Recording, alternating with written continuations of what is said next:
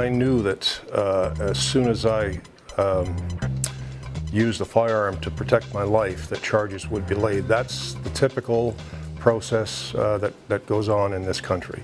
The Crown seemed to have an agenda to make an example of me that would put the fear into every firearms owner in Canada that you are not allowed to defend your life. Ian Thompson spoke to him last week on the program.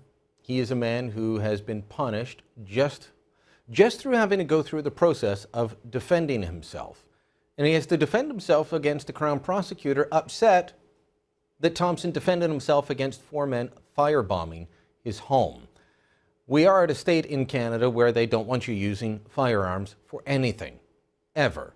And that's the push. And as we look at what's happening in the United States, that's where they're headed.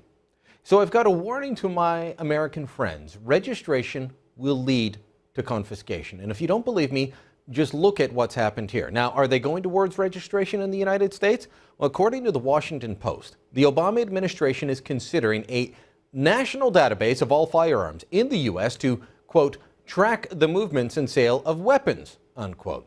And if such a database comes to fruition, it will lead to confiscation. Last year, we ended our national long gun registry here in Canada. It was a national database of every rifle and shotgun in the country that was supposed to help police, well, track the movement and sale of weapons.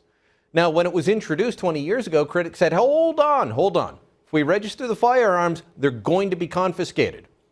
And that criticism was just dismissed. It was ridiculed. Yet that's what was happening right up until the long gun registry was dismantled. As recently as last winter, law-abiding gun owners who had complied with the registry were having their rifles confiscated.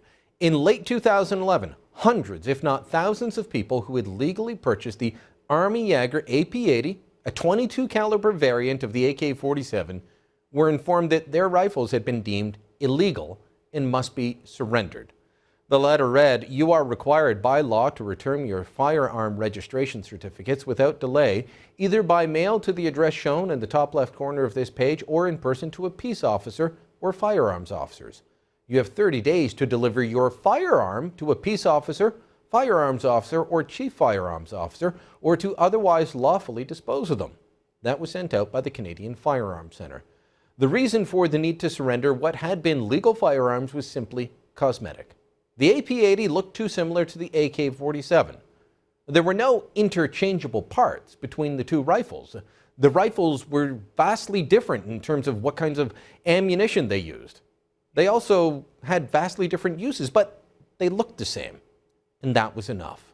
That was enough. And what is more worrisome was that the decision to reclassify what had been a legal rifle for years and years, that decision was made by a bureaucrat, not by elected officials. There was no debate, no vote. It was just a bureaucratic decision. Somebody that felt the AP-80, legally owned for decades, was now too dangerous to be privately owned by law-abiding Canadians. Now, of course, confiscation of firearms could just be the start of it all. Confiscations of homes and cars could also head down to the United States.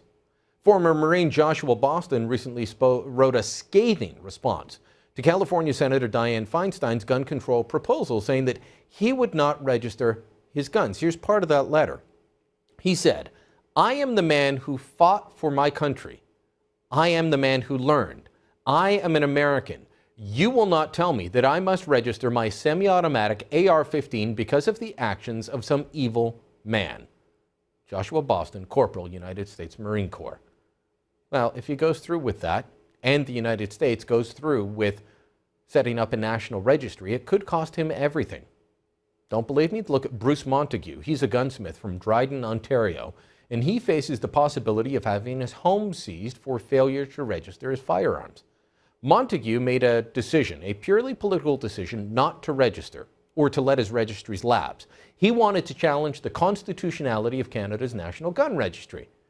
When his constitutional challenge failed and Montague was convicted, the government of Ontario moved to seize his home under their proceeds of crime legislation. They were treating what was essentially a paperwork criminal as if it were a drug lord.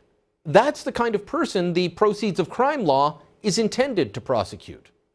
And if the United States follows Canada's lead in registering all guns, putting them into a national database, then confiscation of rifles and shotguns won't be far behind.